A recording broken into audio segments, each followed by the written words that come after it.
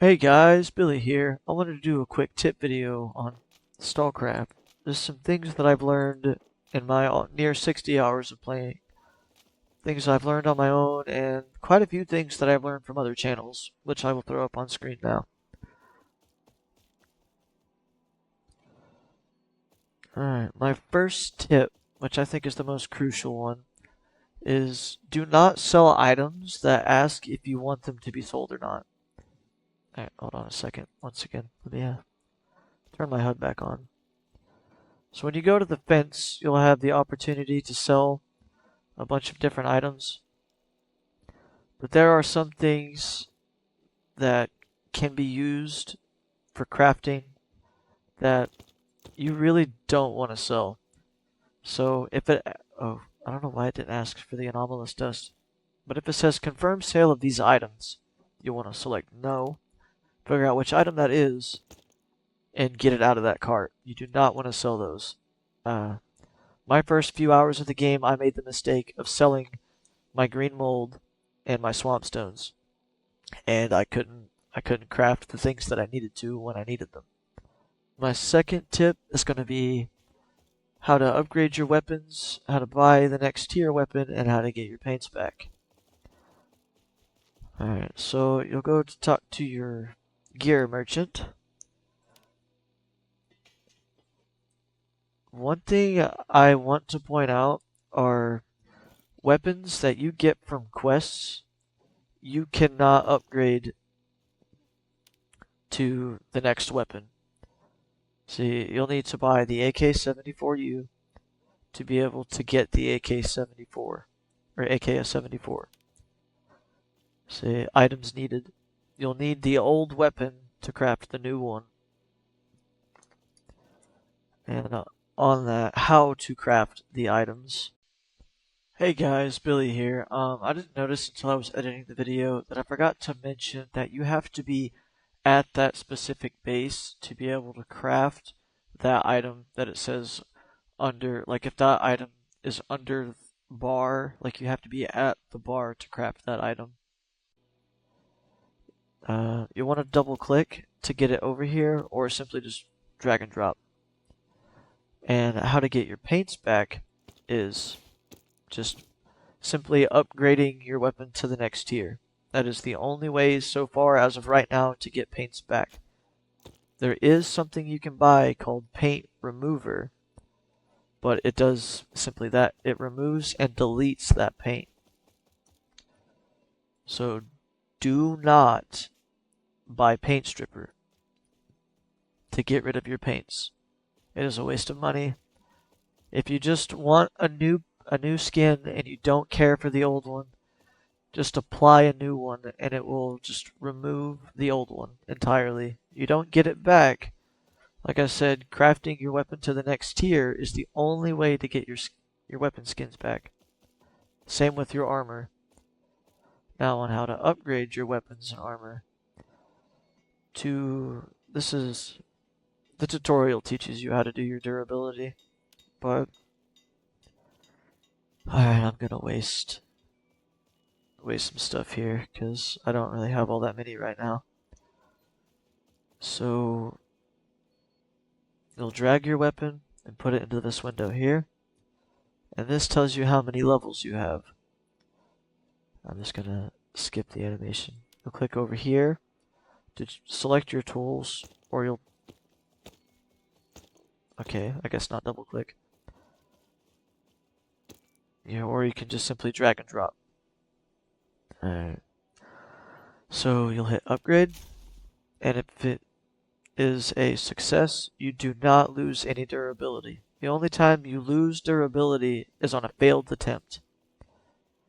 And how to get that durability back is you gotta have pack of weapon components. You'll have different tiers for your different levels of weapons. And you'll just select it here and drag it all the way till it reaches 100 and hit recharge. See, there's a difference between your durability and your max durability. If you try to get your weapon to +5 and fail like 8 times, you'll lose max percentage and say it's at 80. No matter how many times you repair this weapon, it will only get to 80. It will never go to 100 until you repair the max durability. My next tip is going to be talking about base reputation. So down here, I'm pretty sure you don't really need rep to talk because it tutorializes talking to all the different vendors. So I guess it's kind of locked in its own way. But once you get to the garages and come on, and Photon 2 up here, you need to have that base area's reputation to level 2 to be able to access 99% of their vendors. You'll be able to buy supplies, but you won't be able to buy new gear or upgrade, use the courier, the mechanic. Actually, I don't know about the mechanic, but you won't be able to research new artifacts or anything. My next tip is going to be talking about how to hotkey items in this wheel here. I do believe the standard button for healing is C. If you just double tap it or tap it, I don't know, it's really inconsistent for me. But if you hold it down, for me, I have it bound to a different button. But if you hold down C, it should bring up something like this. And it also does the same thing if you hold down R or your reload button. Oh, it's because I don't have any ammo in my inventory. Hold on a second. We'll just do this. But if you hold down R with your weapon, if you have multiple ammo types, you'll be able to choose between them. But back on the hotkey, if you go into your inventory and right click on something, like a weapon or a healing item, you don't want to be hovering over these options. You want the background to light up over the weapon, and you'll want to press a number key 1 through 9 to set its placement on your wheel. Alright, I'll go ahead and show that again. You'll right click. Do not hover over these options. Hover over the weapon. That way it's highlighted. And then you'll hit your number key. And then that sets that weapon's placement on the wheel. Such a huge time saver instead of having to go into your inventory and use things, completely blocking off all your screen. Simply click. Just hold the button and click over. It's so much faster. And you don't have to look through all that clutter. Something to note is when you use your scroll wheel or your typical number buttons, however you like to switch your weapons, it'll be instantaneous. But if you use the wheel, it takes about 2.5 to 3 seconds to pull that weapon out and to prepare it to get it ready for use. So use it sparingly and wise. Like if you know you're about to head into a situation where you need a shotgun or an AR, do it ahead of time. You almost never want to do it mid-firefight. Unless you've got like some serious distance on your opponent and they are not pushing you. My next tip is going to be talking about the auction house and the courier. There are a lot of different items that you can send through both of these. But typically, if it's got a number here because I have it placed on my Hot Wheel, but if it doesn't have like a lock or a shield, then you can sell it on the auction house. You can also sell shielded items, but you cannot sell locked items. The same goes for trading with other players and for the mail system. Which a neat thing about the mail system is you can send random players or your friends stuff like supplies they might need or money. Artifacts, when they are unresearched or unbound, they can be sent through the mail or sold on the auction house. But if you manage to take down a player or come across another player's bag, you have 4 options. You can open it, take their bag, and you can just delete it because you cannot take the materials that are in their little bag. Only they can take them out. So you can just straight up delete it from the server entirely and just be rude. Or you can just not touch their bag at all and just leave it there for them to come get. Or you can be nice and you can just mail it back to them with some of their belongings if you feel so inclined. And maybe a little money. And the thing though is you have to have a subject and you have to have something written in here. It can just be a simple one note, but something has to be filled out in these spaces. Or, you know, at the end of it all, you could be a little chaotic neutral and you could sell their bag on the auction for anyone to buy. But they also have the chance to buy it back. And you can sell it for any amount. My next tip is going to be how to use artifacts and how to upgrade them and repair them. So you'll go to your scientist where you research your artifacts, and I'm going to show you how to repair them first. Okay, actually probably better if I show you how to charge them first. How to upgrade them is kind of similar how you upgrade your weapons. You'll need to go over to Fission, and you'll need items that say like energy, so much units, and then you'll drop them in these slots and it will give you energy, which you will need to charge and overcharge your artifacts. Now, if I place this in here, its max charge is 100, so when I first throw it in here I have the option to just charge it. But after that I have the option to overcharge it, which upgrades it and gives it like better stats. But just like the weapons, on a failed attempt, it will reduce its max durability. And how to get the max durability back is you have to have a proto artifact, and it will give you up to a said percentage back on your charge based on what the tier proto artifact you're using is. Alright, now to equipping them. You'll need a backpack with at least one slot. See, this one has a capacity of 4. You'll open her up and you'll click on your empty slot, and if you have an artifact in your inventory, you can just click on it and it'll add it right there. Alternatively, something I've learned is with weapons and armors and, you know, putting different artifacts in backpacks. If you drag it over into your inventory and go into your personal storage and then modify, you don't have to painstakingly pick out all of your camos. You can just access them easily this way. This works for the artifacts for the backpack. It works for weapon attachments. It works for camos for weapons and armors. So just something to make your lives a little easier. And also, when you go into modification, you have the option to just add a plate this way, but there's a much faster way of doing that. Actually, let me take off this plate, that way I can do it. All you gotta do is double click or simply drag and drop, and it will automatically put it in there, and it will take like a couple seconds to equip. Alright, on to my next tip. Story guns cannot be upgraded, but can be leveled up. So I think I mentioned this earlier, but like the blessed AKS-74U and the old Kastan and Coxhome's BM16 are just a few examples.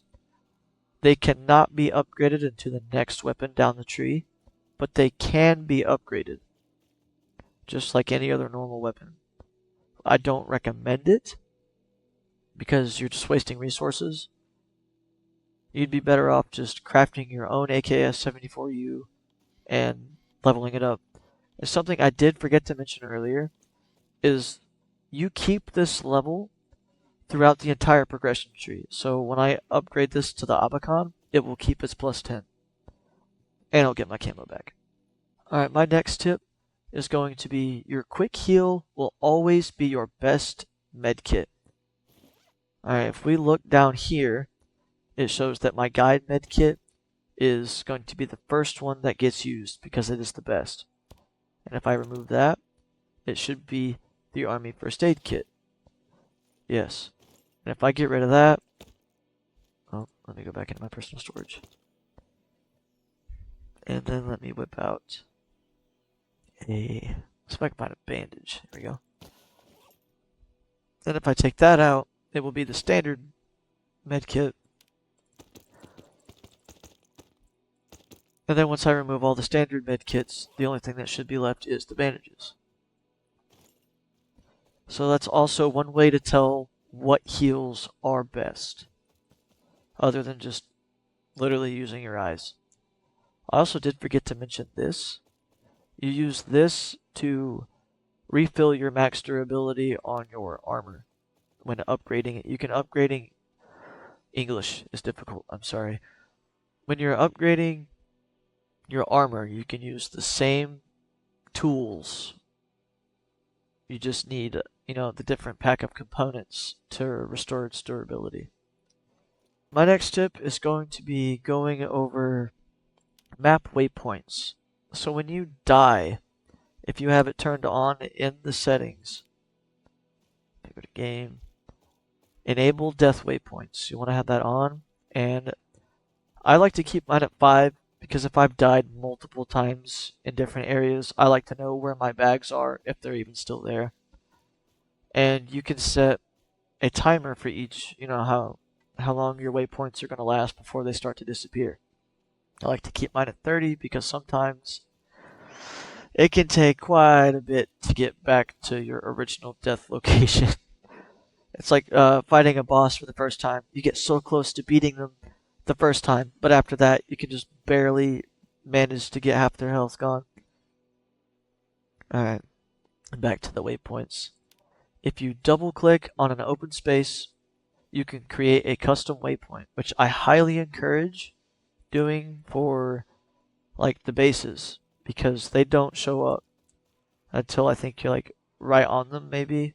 That or they just don't show up on the map at all. And the transfer locations between maps, I highly recommend that. That way you're not wandering, trying to figure out where you gotta go, constantly opening up your map and losing sight of your surroundings. Alternatively, if you create a new waypoint, we're just going to name this one M, give it a random color. If we double click on it, we can just remove it after we're done with it. My next tip is going to be checking if an attachment will work on your current weapon. So you just got yourself a new gun and you want to kit it out with some new fresh attachments, right? All you got to do is come over to the attachment you think you might want and click on the question mark. And typically, like calibers, share attachments, but sometimes that may not be the case. And there are some things that you swear your gun should be on here, that you're just not seeing it, or this is just too much for you. What you can do is go to your weapon directly, right click on it, and it will pull up this menu, and you will be able to click on each available slot to upgrade, and you will be able to see which attachments you can use on that weapon. Alright, for my bonus tip, I'm going to talk about the F keys, like the F1, F2. F1 removes your HUD, just in case you want to take some cinematic pictures or something. But also on that, F8 activates like the cinematic sensitivity. It slows things down, makes the tracking a little smoother. And let's see, F2 takes a screenshot.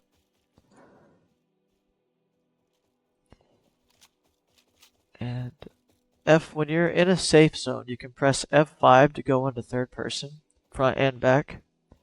And you compare this with the no HUD for good pictures. Also, if you're up here at the bar, and behind this string of vendors here, behind this building, there's a green screen. that you could literally use for whatever. I don't know, let your imagination go wild. Like you can use it for thumbnails or to God knows what I've been doing with it for the past few seconds. But that's going to do it. Those are my 10 plus 1 tips for Stalcraft. Catch you guys in the next one. Thanks for watching.